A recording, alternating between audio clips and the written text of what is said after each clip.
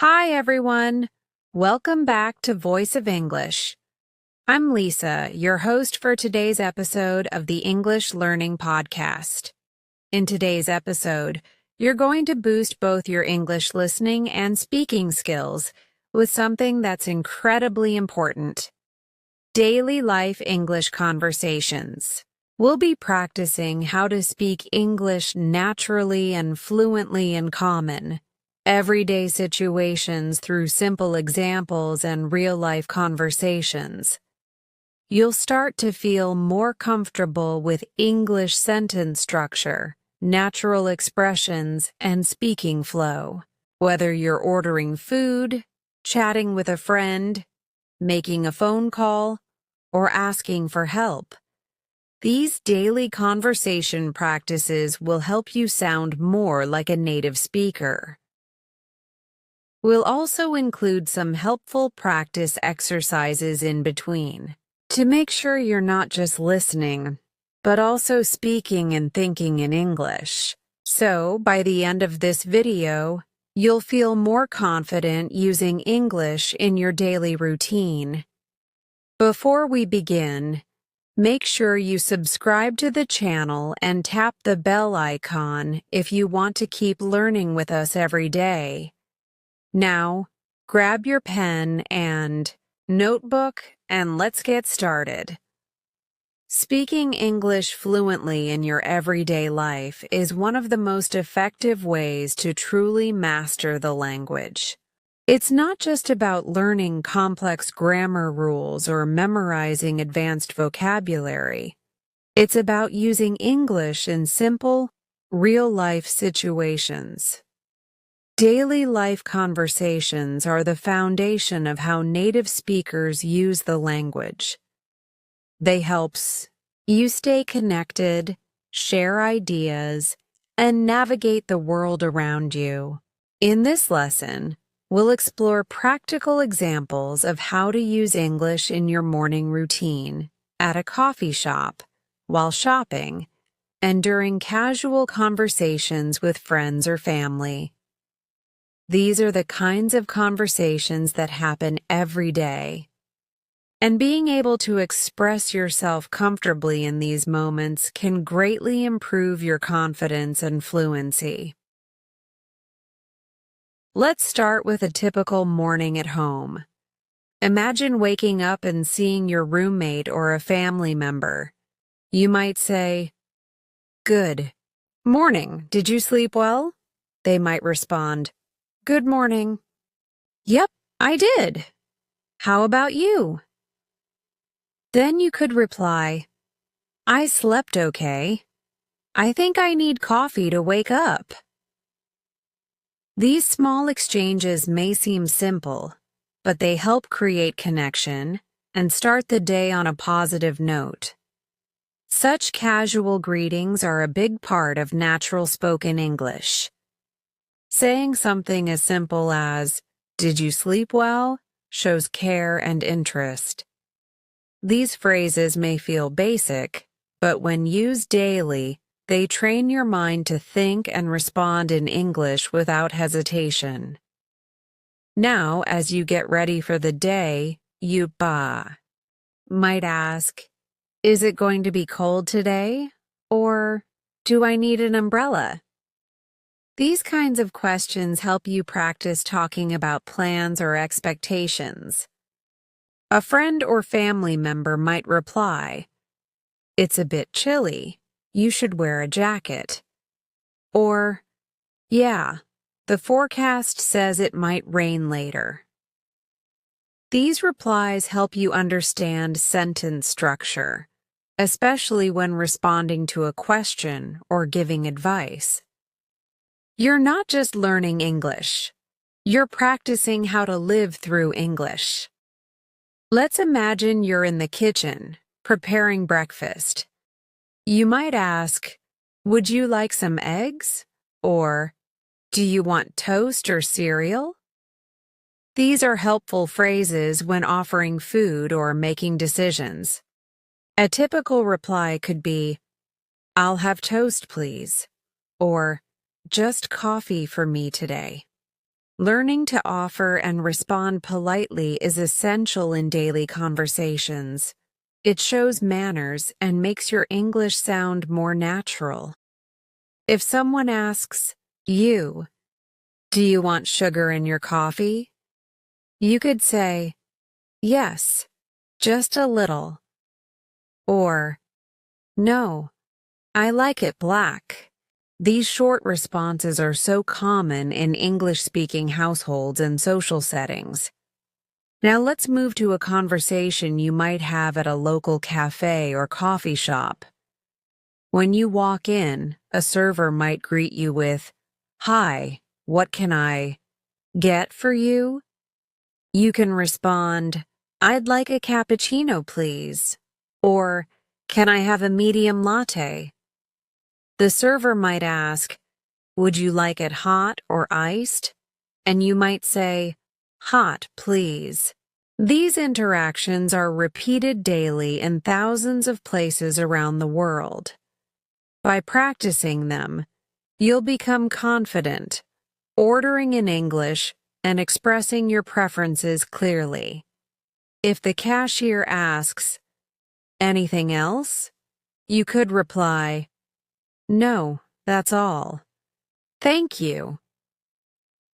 You're using polite closure to end the transaction smoothly. Small conversations like this build your confidence to use English outside the classroom. Now, picture this. You're waiting for your coffee, and you spot someone you know.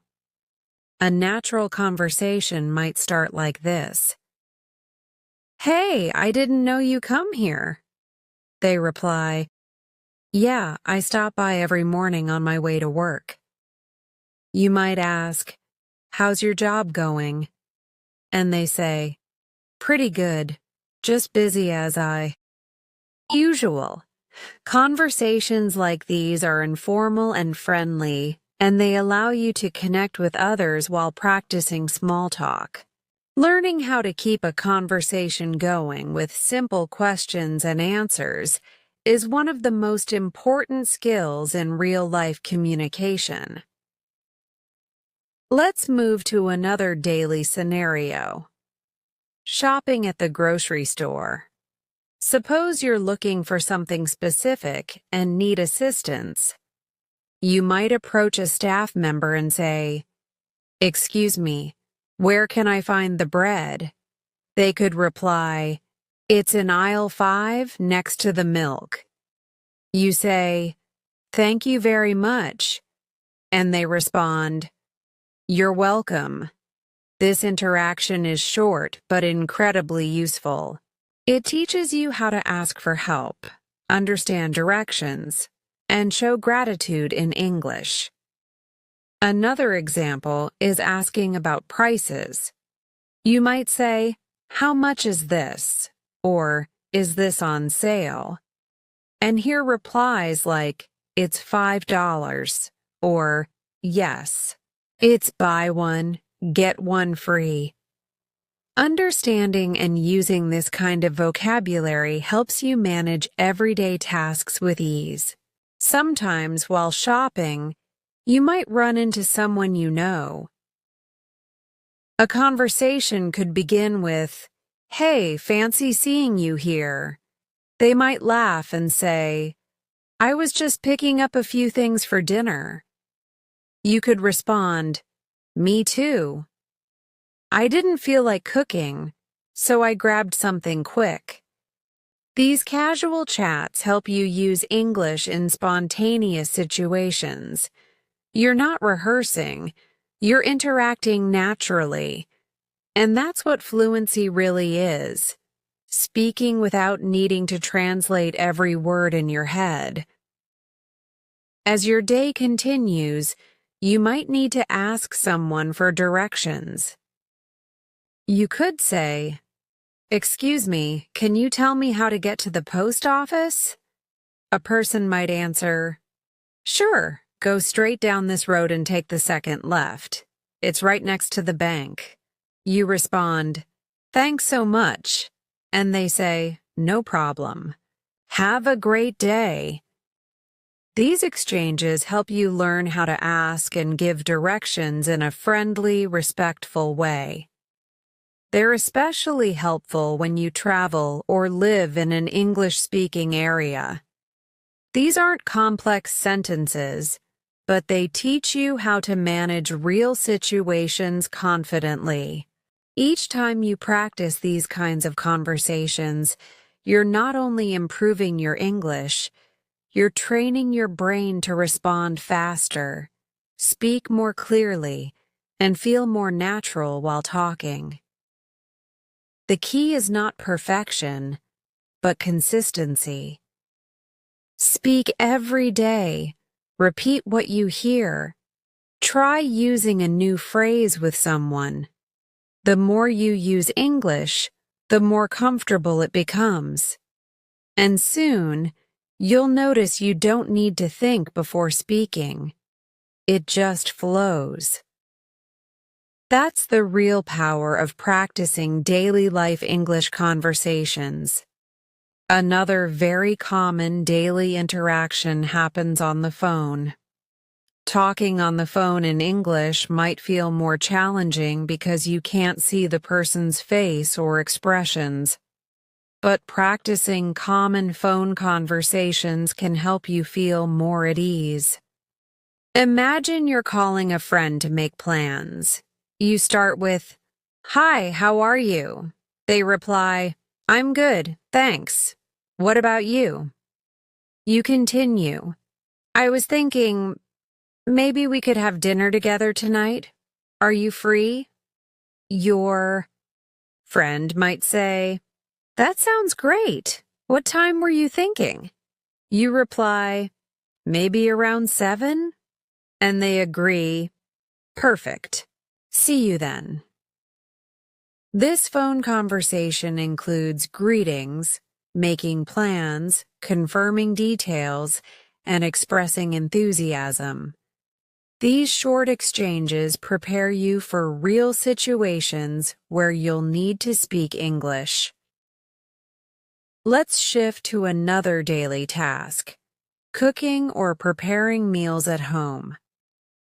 Even in your kitchen, you can use English naturally. Suppose you're cooking with a friend or partner.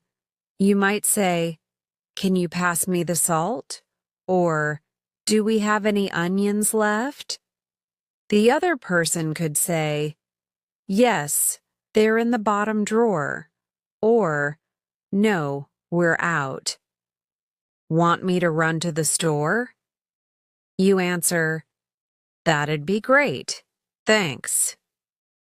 These conversations are casual, but they teach you how to ask for help, answer questions, and offer assistance, all in English. It's easy to practice such conversations every day while doing normal activities. The more you do, the more fluent and comfortable you become. Now, let's talk about conversations at work or in school. These environments often involve routine questions and polite responses. Imagine you're at work and your coworker asks, "Did you finish the report?" You respond, "Not yet. I'm still working on it. I'll send it by the end of the day." Or maybe you ask a colleague, "Do you have a minute to help me with something?" And they reply, "Sure, what do you need?" These short exchanges are typical in professional settings. They involve clarity, politeness, and cooperation. Learning the rhythm of these phrases helps you sound more professional and organized in English-speaking workplaces. In school, you might talk with a classmate or teacher. A student might say, "Did you understand the assignment?" And you could reply, "A little. I think we have to write a summary of the article." Or you might ask the teacher, "Could you explain that again, please?" And the teacher replies, "Of course. Let me go over it one more time." These examples show how to ask for clarification, check understanding, and show respect during a conversation. School and work are perfect places to practice clear, helpful English that supports communication and teamwork.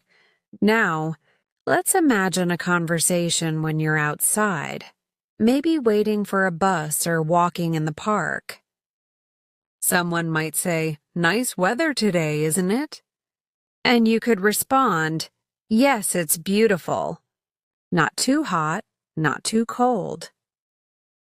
This type of small talk is very common in English-speaking countries. People often talk about the weather, their pets, or the news to start a friendly conversation. You could say, "Do you come to this park often?" Or, "I love walking here in the evenings."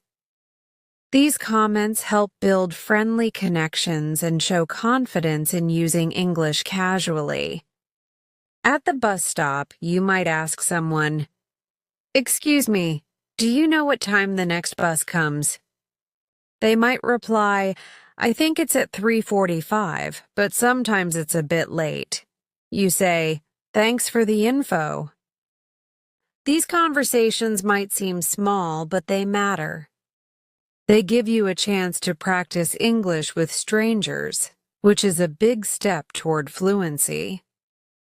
Being able to start and continue a short conversation is a powerful skill, especially when you're living in an English-speaking environment. Let's go through another example that happens often: going to the doctor. This is a situation where clear communication in English is crucial. You check in at the clinic and say, "Hello, I have an appointment at 10 a.m." The receptionist asks, "What's your name?" And you reply, "It's Sarah Khan." They respond, "Okay, please have a seat. The doctor will see you shortly." Later, when you talk to the doctor, they might ask, "What seems to be the problem today?" You answer, "I've had a headache for 2 days." They may ask more questions like, "Do you have any other symptoms?" And you reply, "Just a slight fever and a sore throat." These conversations help you explain how you feel and receive instructions. Practicing them makes you more prepared and less nervous in real situations. Next, imagine going to the bank. You might say, "Hi, I'd like to open a new account." The banker replies, "Of course. May I see your ID?" You give them your ID and they ask, "Do you want a savings account or a checking account?" You respond, "I think a checking account will work for me." These formal conversations are also important for daily life. They help you manage your money, ask questions, and understand services in English. The more you learn to express your needs in English, the more independent and confident you become. Let's look at a short conversation that might happen when you go out to eat at a restaurant. The server says, "Hi, welcome. Table for one?" And you respond, "Yes, just me." They lead you to your table and give you a menu. Later, they come back and ask, "Are you ready to order?" You say, "Yes, I'll have the grilled chicken with rice, please." The server responds, "Would you like anything to drink?" And you answer, "Just water, thank you." These are simple but essential parts of daily communication. Being able to order food, ask questions about the menu, and respond politely shows real-life fluency. Now think about the conversation when you're paying. The server might say, "Would you like the bill?" And you respond, "Yes, please." They return and say, "Here you go." You reply, "Thanks. Can I pay by card?" They respond, "Yes, of course." You pay, then say, "Thank you, the food was great." And they might say, "We're glad you enjoyed it. Have a nice day." This closing interaction is important. It ends the conversation on a friendly, polite note. These types of exchanges teach you how to use everyday manners and expressions in real-world situations. In all these examples, the key is practice. Practicing daily conversations helps you learn how to start, continue, and finish interactions in a natural way. It teaches you how to ask questions, respond politely, give information, and share opinions. More importantly, it helps you build confidence in your speaking skills. Fluency comes from using English consistently, not just studying it. That's why practicing conversations that reflect real life is one of the best methods to improve your English quickly and effectively. Let's now explore conversations that happen in the evening.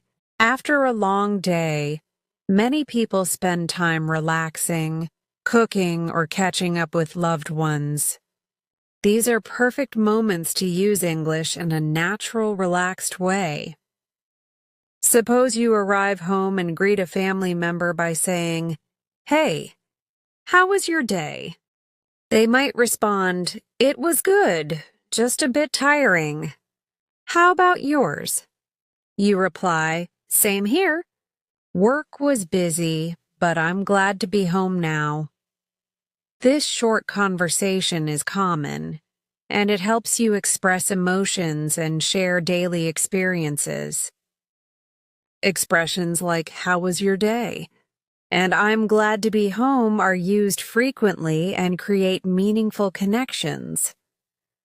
Later, you might want to talk about dinner. You could ask, "What do you feel like eating tonight?" The other person might say, "Maybe something simple like pasta." You then suggest, "Great. I'll start boiling the water." And they reply, "Thanks. I'll chop the vegetables." This type of teamwork and conversation while cooking is not only practical, but also a great chance to improve your English. Speaking in a relaxed setting, talking about tasks, food, or plans helps you become more comfortable using verbs and sentence structures naturally. After dinner, you might sit down to watch a movie. You ask, "What should we watch tonight?" And your friend answers, "I heard there's a new comedy on Netflix. Want to try it?" You agree, "Sure, I could use a good laugh." These small exchanges are so typical in daily life. Being able to talk casually about preferences and entertainment is an important skill. You might also comment on the movie by saying, "That was funnier than I expected." Or, "The ending was really surprising." Learning to express your opinions is an essential part of natural conversation in English. Now, let's move to conversations you might have online or over text. In today's world, many conversations happen through messaging. These are just as valuable for practicing English. For example, you might text a friend, "Hey, are you free this weekend?" They respond, "I think so." "Why? What's up?" You write, "I was thinking we could go hiking or maybe see a movie." They reply, "Sounds fun. Let's decide by Friday." This back and forth texting helps you practice informal English, learn how to write concisely, and understand common short phrases. It also trains your brain to switch between reading and writing quickly. If you're texting someone about work or study, you might say, "Just checking. Do we have a meeting tomorrow?" And they could reply, "Yes, it's at 10 a.m. Don't forget to bring your notes." You respond, "Thanks for the reminder." See you then. This type of professional text is short, clear, and polite. Practicing messages like these will help you be more confident when texting or emailing in English for professional reasons. Whether it's casual or formal, writing in English daily will improve both your speaking and comprehension skills. Let's talk about weekend plans now. Conversations about plans are common and helpful to learn. You might ask, "Do you have any plans this weekend?" And hear responses like, "Not yet, I might just relax," or "I'm planning to visit my cousin." Then you say, "If you're free on Sunday, we could grab lunch." And they say, "That sounds nice. Let's do it." These conversations involve suggestions, invitations, and responses. Knowing how to make plans and react to them helps you feel more involved in daily social life. Another important type of conversation happens when someone needs help. Suppose a friend says, "Can you help me move this table?" You respond, "Sure, let me grab one side." Or someone says, "I'm having trouble with this app." And you reply, "Let me take a look." Offering help and solving problems using English teaches you how to be supportive and cooperative. You also learn useful verbs like grab, fix, help, lift, and open. These are essential in everyday speaking and useful in both casual and work settings. There are also conversations when things go wrong, and you need to express concern. For example, if someone says, "I lost my wallet," you might say, "Oh no, do you remember where you last had it?" Or, "Let's retrace your steps." Helping someone in a stressful situation in English allows you to use comforting words and show empathy.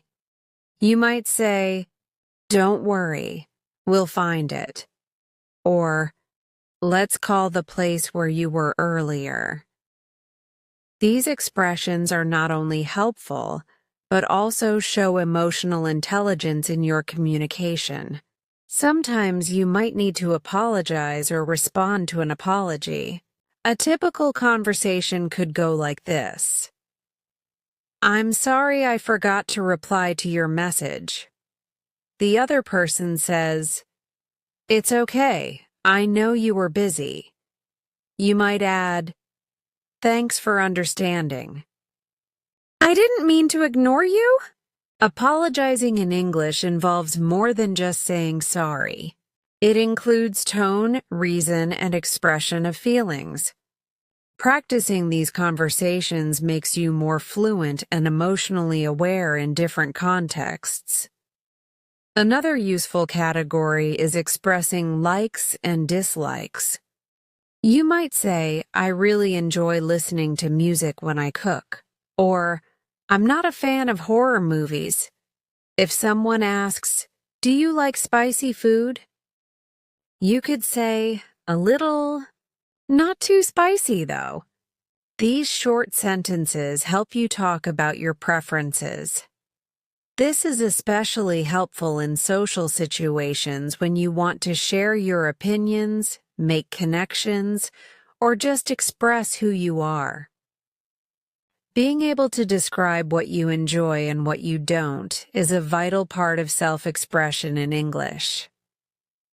Let's also cover giving compliments and showing appreciation. For example, you might say, "I love your dress. It looks great on you." Or, "Thanks for helping me today. I really appreciate it." Compliments make conversations more positive and friendly. In return, someone might say, "Thanks, that means a lot." Or, "No problem, happy to help." These phrases strengthen relationships and help you learn how to be polite and kind in English. They're a great way to make others feel good while practicing smooth, positive conversations. When it comes to ending conversations, there are several common phrases to close naturally. If you're finishing a chat, you might say, "It was great talking to you," or, "I have to go now, but let's catch up soon." The other person might respond, "Sure, talk to you later," or "Take care." These phrases help you leave the conversation respectfully and leave a good impression. Closing a conversation well is just as important as starting one. Practicing both opening and closing sentences will help you manage conversations with ease in all kinds of situations. Now, let's turn our attention to conversations that happen in shops or at the mall. These situations are part of everyday life, and learning how to interact politely and confidently in English can be so helpful. Suppose you walk into a clothing store. A store assistant approaches and says, "Hi there. Can I help you find anything?" You might respond, "Yes, I'm looking for a pair of jeans." They may ask, "What size do you wear?" And you reply, "I usually wear a medium, but I'm not sure." The assistant might say, "Let me grab a couple of options for you to try on." You respond, "That would be great. Thank you." In this short exchange, you're expressing what you need, giving information, and responding politely. These conversations also teach you vocabulary related to shopping and clothing, which is very useful for daily life. When you're ready to pay, you go to the cashier and say, "Hi, I'd like to pay for these." The cashier responds, "Sure, would you like to pay by card or cash?" You say, "Card, please." Then the cashier says, "Would you like a receipt?" And you respond, "Yes, please." These are some of the most frequently used phrases in shops, and they help you practice polite, functional English in a public setting. Every time you go shopping, try using English. These simple, repeated actions are powerful tools for building fluency. Next, let's look at daily life conversations around transportation and travel. Whether you're taking a taxi, a bus, or going through an airport, you'll need to communicate in English.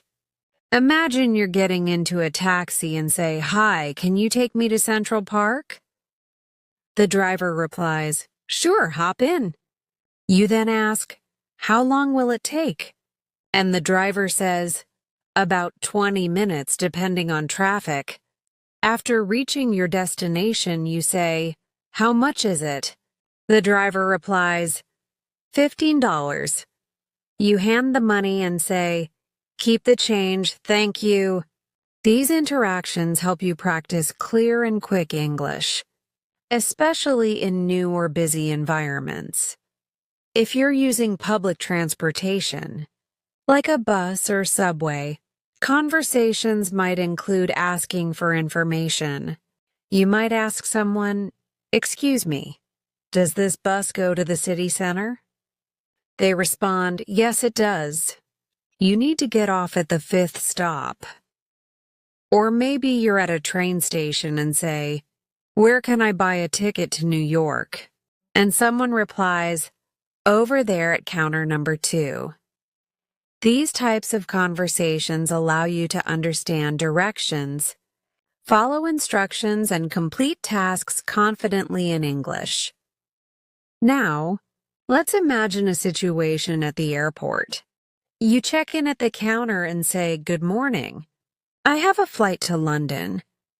The staff member replies, "May I see your passport, please?"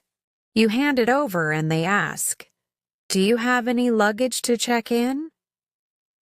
You respond, "Yes, one suitcase."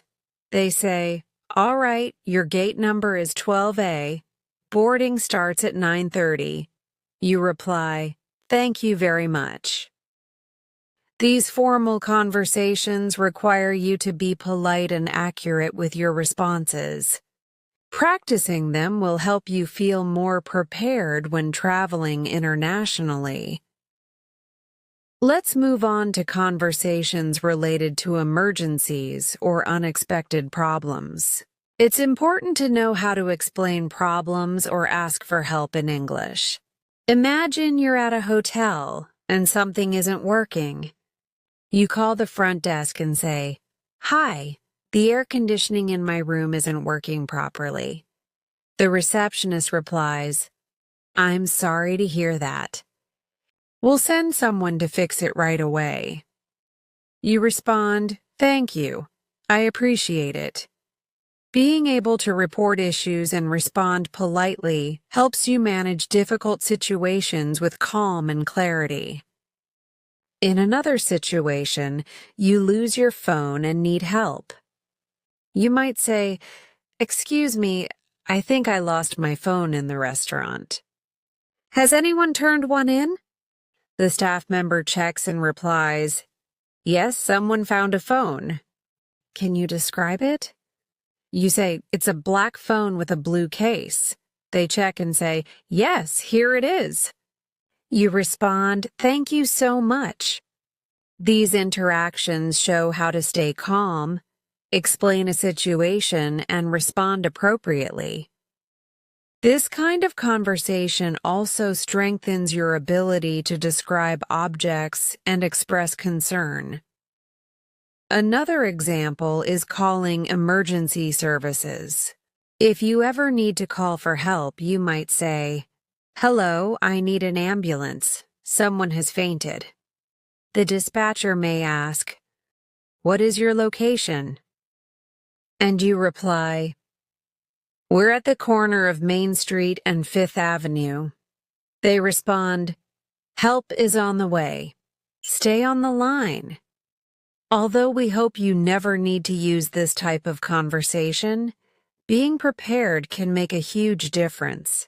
These interactions require clear, direct English that communicates urgency and facts.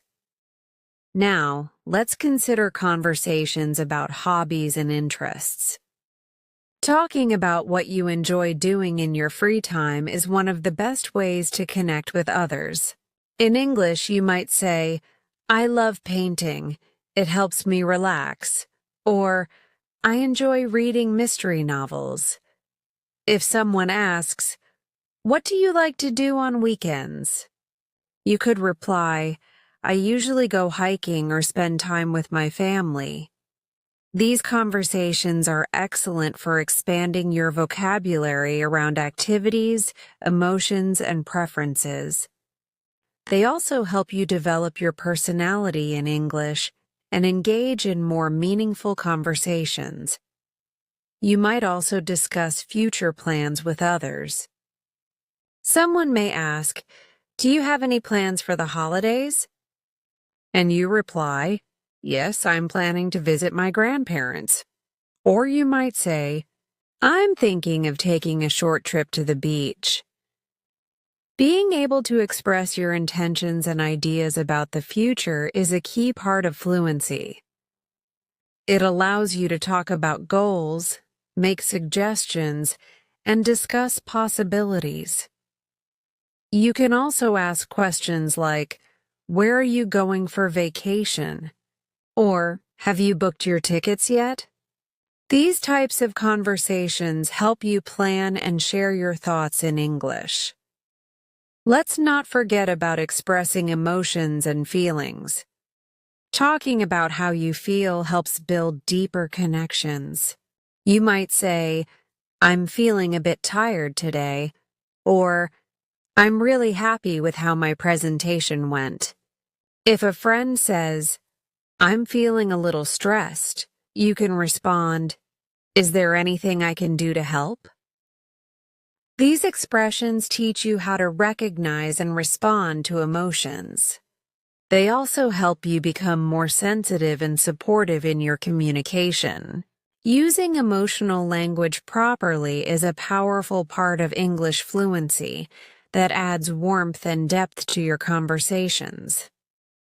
Lastly, let's talk about reflection and gratitude.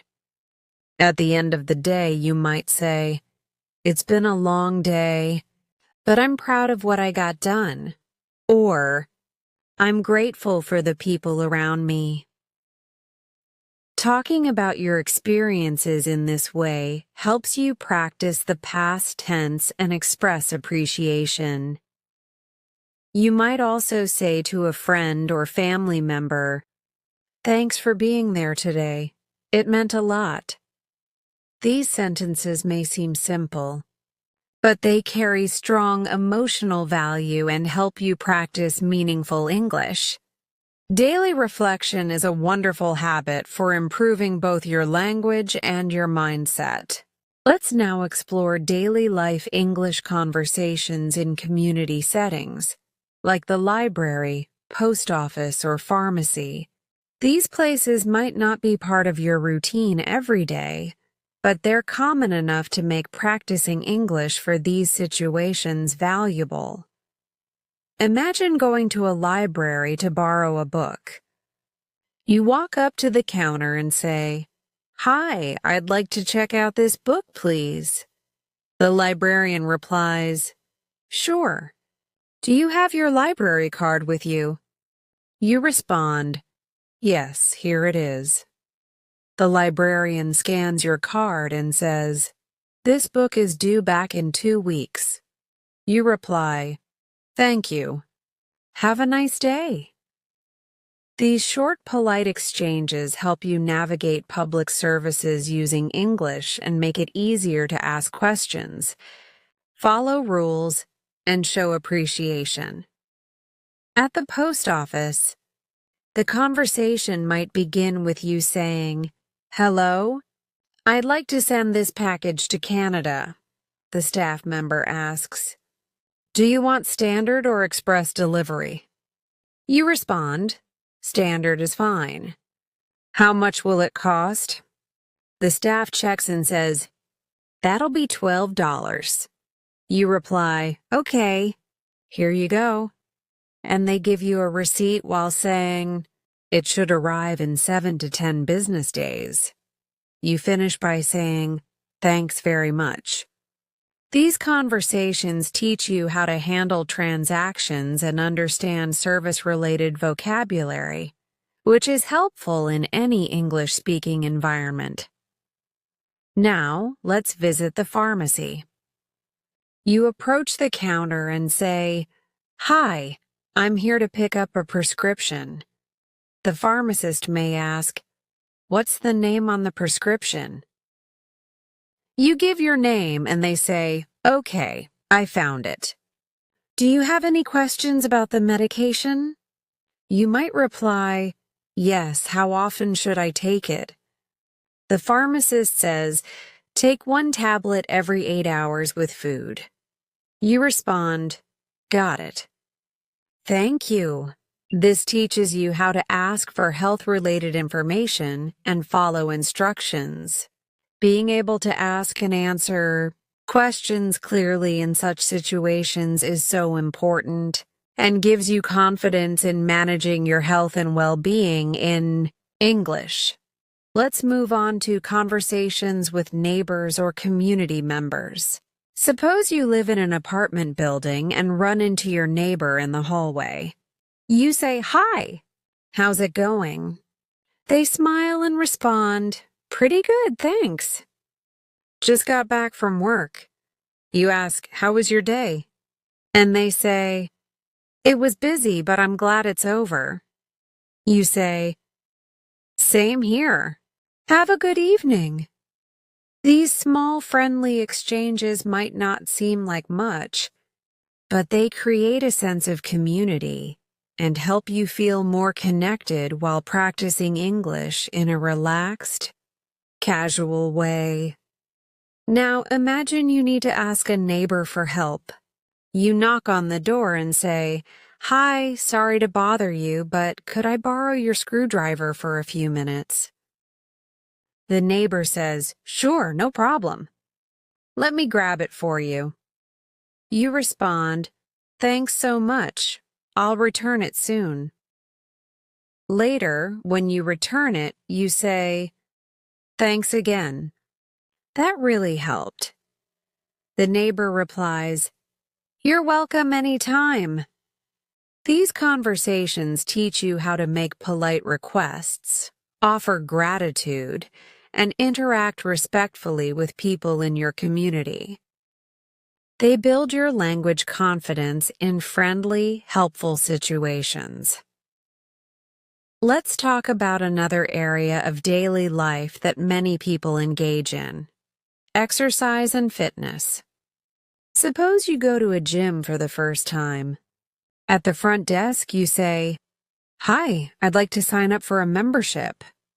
The staff replies, "Sure. We have monthly and yearly plans.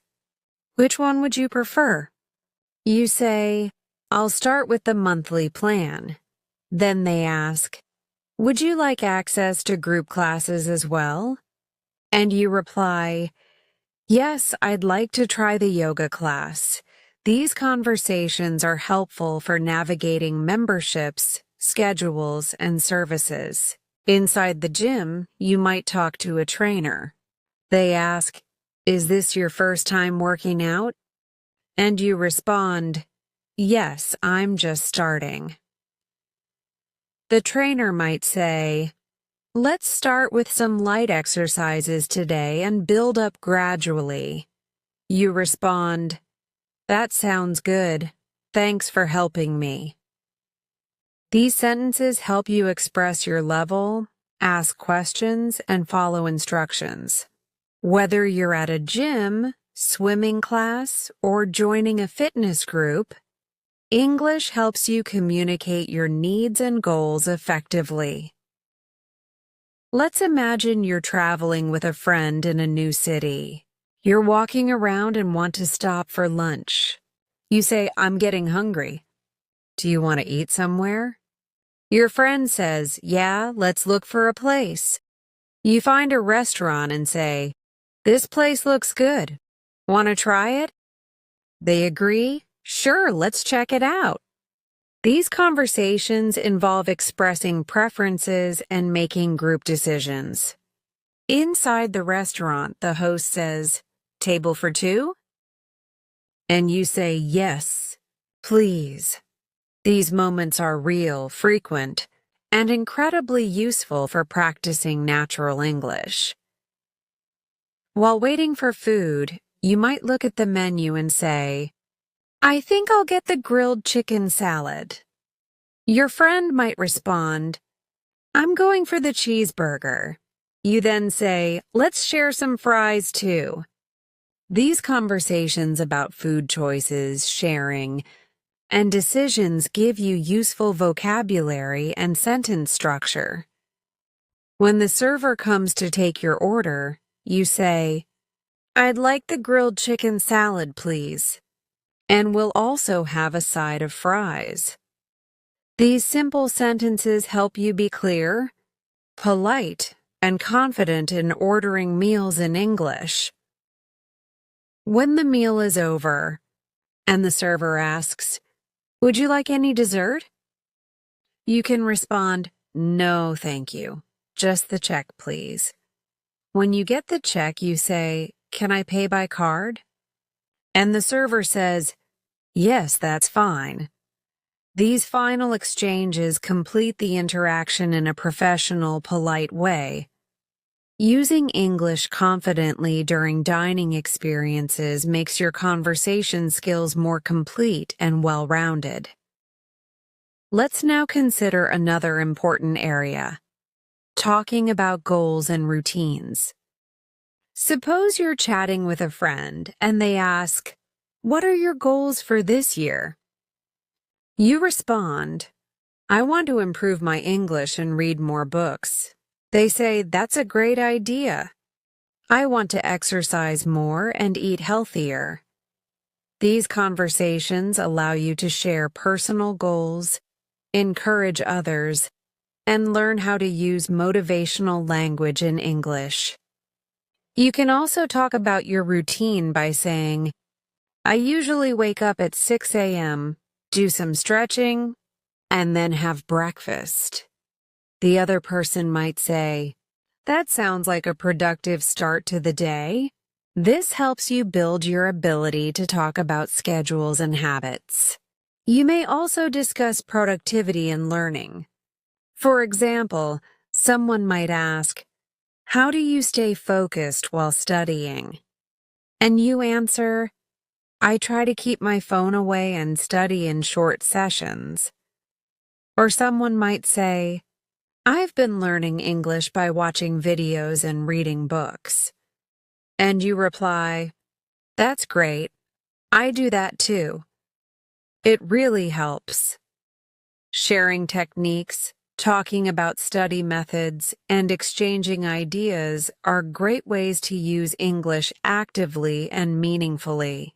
These daily life situations, whether in your neighborhood, at the gym, in a restaurant, or during travel, offer endless opportunities to speak, listen, and respond in English. When you focus on practicing these kinds of conversations regularly, your brain starts to think in English, and you stop translating from your native language. The more often you practice in real-world situations, the faster your fluency will grow. Every conversation, no matter how small, becomes a chance to learn and become more confident. Let's now explore the world of digital communication, an area where we all spend a lot of time. Whether you're chatting with friends online, emailing a coworker, or participating in a virtual meeting, you're using English in a modern, essential way.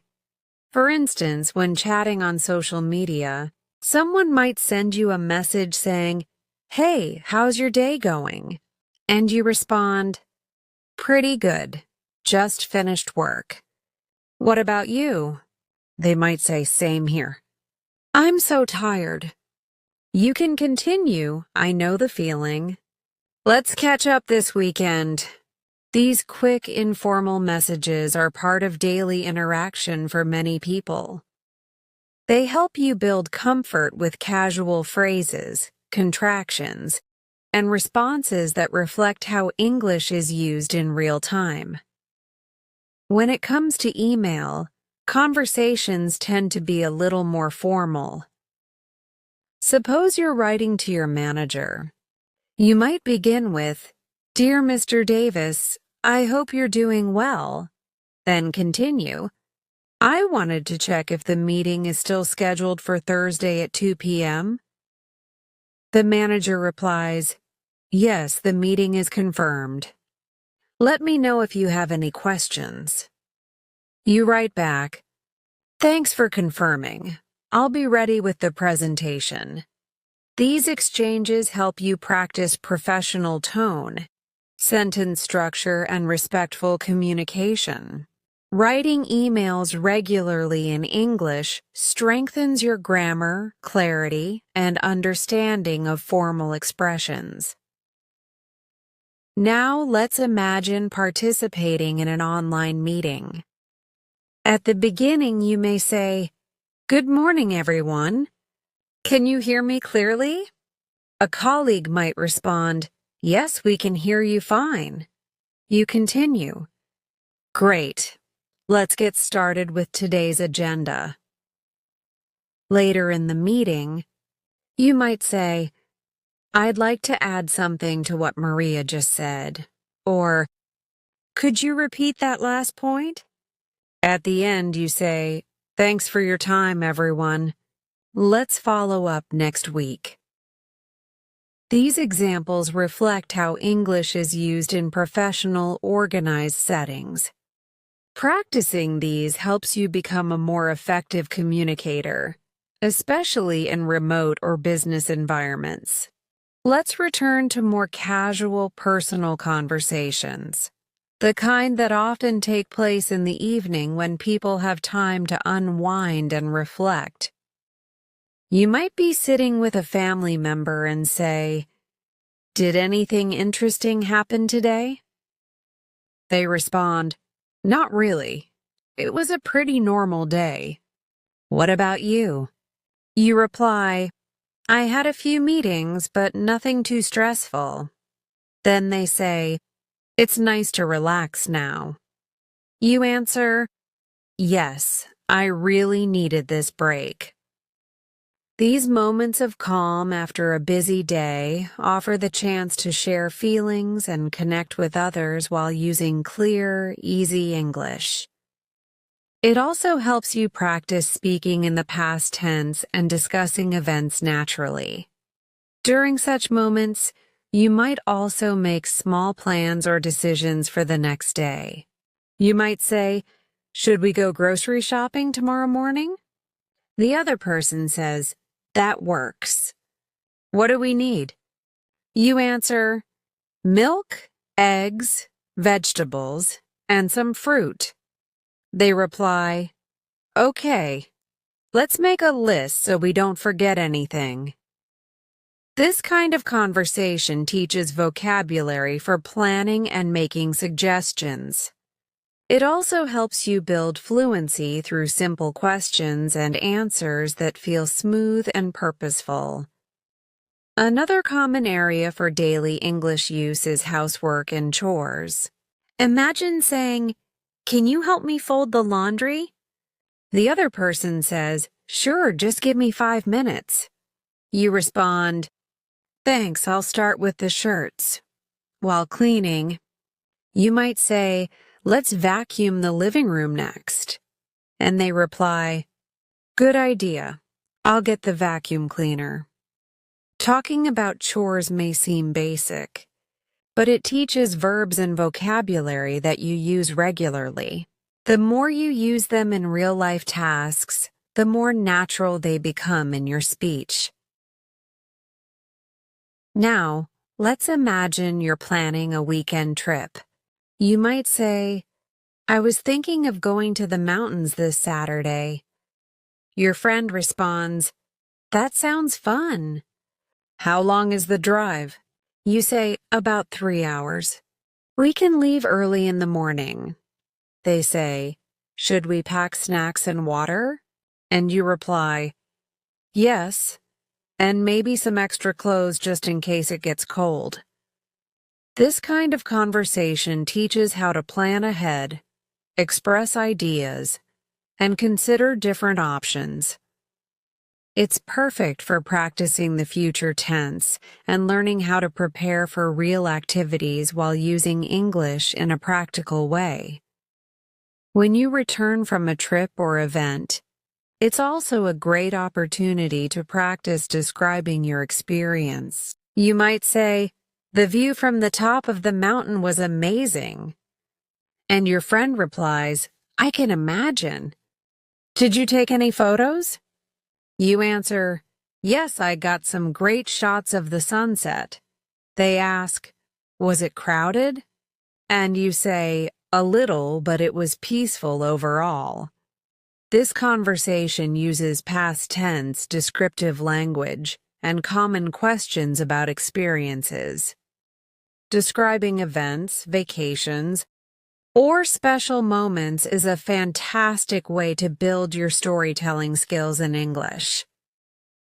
Let's also think about emotional support conversations, moments when someone needs encouragement or a kind word. Suppose your friend says, "I've been feeling really down lately." You respond, "I'm so sorry to hear that. Do you want to talk about it?" They say, "I just feel stuck and unmotivated." You reply, "That's completely okay. We all go through tough times. I'm here for you." These types of conversations teach empathy, emotional language, and supportive expressions in English. They also help you grow as a person who can comfort others using soft, meaningful words. You might also offer advice during such times. Your friend says, "I don't know what to do next." You could say, "Maybe take a break and do something you enjoy. It can help clear your mind." They say, "Thanks, that's actually a good idea." Offering advice, even simple suggestions, helps you practice conditionals, polite tone, and problem-solving language. These skills are important in both personal and professional life. Now, imagine talking about special occasions like birthdays, holidays, or celebrations. You might say, "Tomorrow is my sister's birthday. I want to get her something nice." A friend says, "How about a book? She loves reading." You respond, "That's a great idea. I'll check the bookstore after work." Talking about holidays, you could say, "We usually visit our grandparents during New Year's." Someone replies, "That sounds lovely. Do you have any family traditions?" You answer, "Yes, we cook together and play games." These conversations add warmth and cultural context to your English use. Before ending the day, you might say to your loved ones, "Good night, sleep well." They might say, "Good night, sweet dreams." These small caring exchanges may seem simple, but they're meaningful. They show affection and comfort.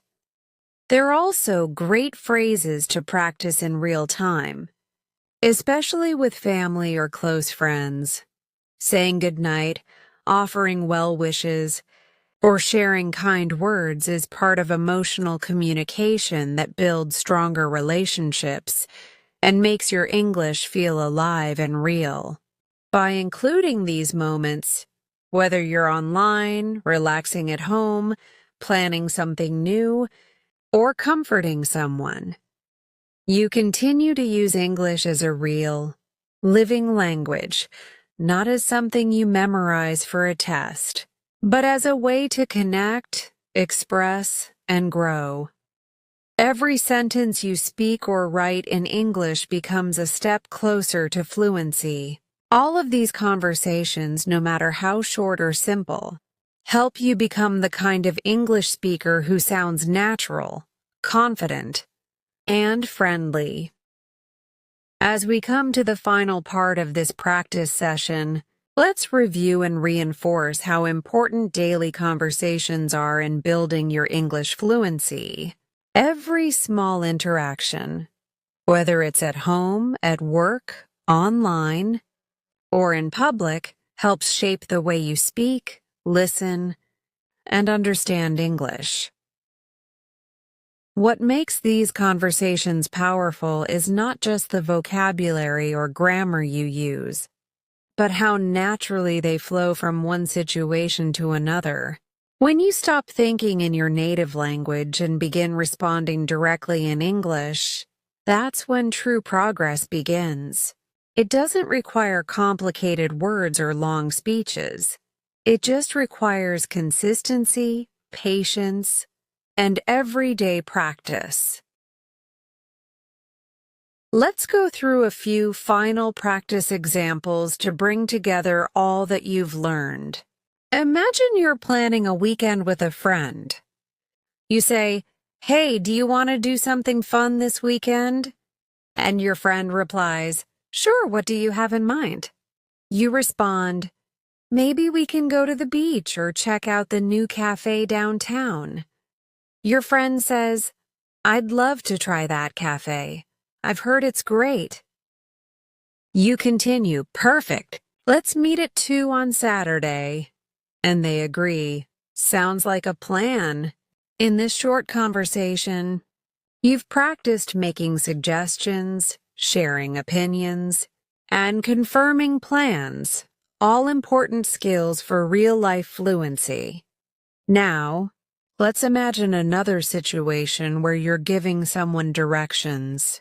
Someone asks you, "Excuse me, how do I get to the train station from here?" And you respond, "Go straight for 2 blocks, then turn left at the traffic light. The station will be on your right." They say, "Thanks a lot." And you reply, "You're welcome. Have a good day." This exchange teaches you how to give clear instructions and respond politely, skills that are especially useful in cities or when helping tourists. It also builds your ability to describe locations and use basic directional phrases naturally. Next, picture a conversation with a delivery person. The person arrives and says, "Hi, I have a package for you." You respond, "Thank you. Do I need to sign anything?" They say, "Yes, right here." You sign and add, "Thanks. Have a good day." And they say, "You too." These quick exchanges happen often in daily life, and practicing them builds fluency in a very practical way. You learn how to ask simple questions, respond clearly, and show politeness.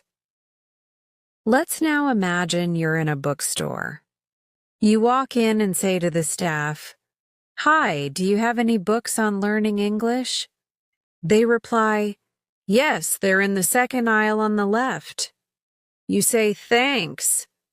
Do you have any recommendations?" And they respond, "This one is very popular among beginners." You say, "Great. I'll take it." This conversation gives you practice with asking for help, using specific vocabulary, and understanding suggestions. It also gives you a way to feel more confident in public places when speaking English. Another very realistic daily conversation happens when you're talking to your child, younger sibling, or a student. You might say, "Have you done your homework yet?" And they reply, "Not yet. I'm doing it now." You ask, "Do you need help with anything?" And they say, "Yes, I'm stuck on this math problem." You respond, "Let's look at it together." These interactions help you use everyday expressions, ask and answer questions, and practice using helpful, supportive language. Now, let's consider a conversation where you want to share exciting news. You say, "Guess what? I got a new job." And your friend responds, "Wow, congratulations, that's amazing." You reply, "Thanks. I start next Monday." They ask, "What will you be doing?" And you say, "I'll be working as a customer support representative." These conversations are exciting, personal, and full of energy. They help you express your emotions, describe changes in your life, and respond to others with enthusiasm. Sometimes, conversations can involve giving opinions or joining discussions. For example, you might be watching a movie with friends and say, "I didn't like the ending. It felt too rushed." Your friend says, "Really? I thought it was perfect. It kept me guessing." You reply, "Maybe, but I wish they had explained more." These opinion-based exchanges allow you to use more expressive language, compare ideas, and explore differences respectfully. Being able to agree, disagree, or offer different viewpoints in English makes your conversations more dynamic and real. You might also be involved in situations where you need to make polite complaints. Suppose you're at a restaurant and your food is too cold. You call the server and say, "Excuse me, my food is cold.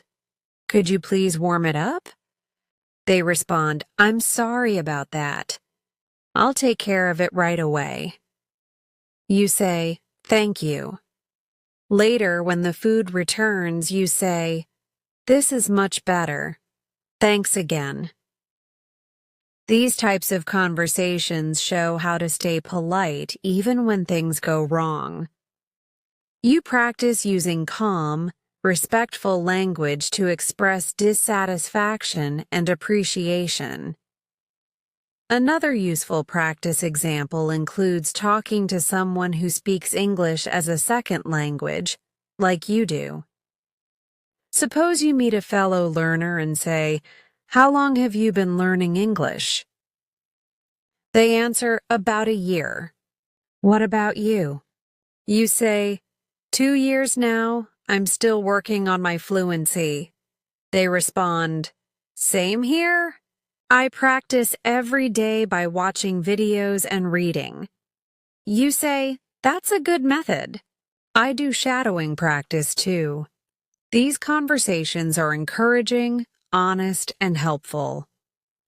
They remind you that you're not alone and that daily practice really makes a difference. In your own home, you can create conversations with yourself to build confidence. You might stand in front of the mirror and say, "Today I'm going to work on my pronunciation," or "Let me describe what I see in the kitchen." Even when you don't have someone to talk to, practicing aloud is an effective method. You can narrate your actions by saying, "Now I'm washing the dishes," or "I'm preparing breakfast with eggs and toast."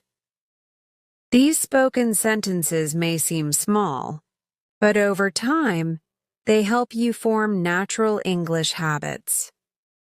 Lastly, it's important to reflect on your journey.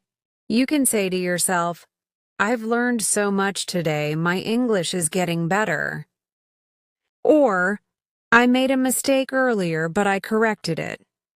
That's progress. Encouraging yourself in English builds not only your language skills, but also your motivation. It helps you stay focused, especially when improvement feels slow. Remember, every conversation is practice, and every day is a step forward. No matter your level, consistent effort is what transforms you into a fluent English speaker. Now, before we end, let's do one final quick practice. Imagine this routine. You wake up and say, "Good morning, it's time to start the day." You go to the kitchen and say, "I'll make some coffee first." While getting dressed, you say, "I think I'll wear the blue shirt today." Then you prepare to go out and say, "Let me grab my keys and wallet." These sentences, said aloud or even silently in your head, train your brain to think in English. This is the best daily practice, talking to yourself in English as you live your life. No books, no stress, just using the language every moment you can. Thank you so much for spending your time with me today and practicing your English. I hope these daily life conversations helped you feel more confident and ready to use English in your everyday routine. Remember, the more you practice, the more natural it becomes. Keep speaking, keep learning, and I'll see you in the next episode.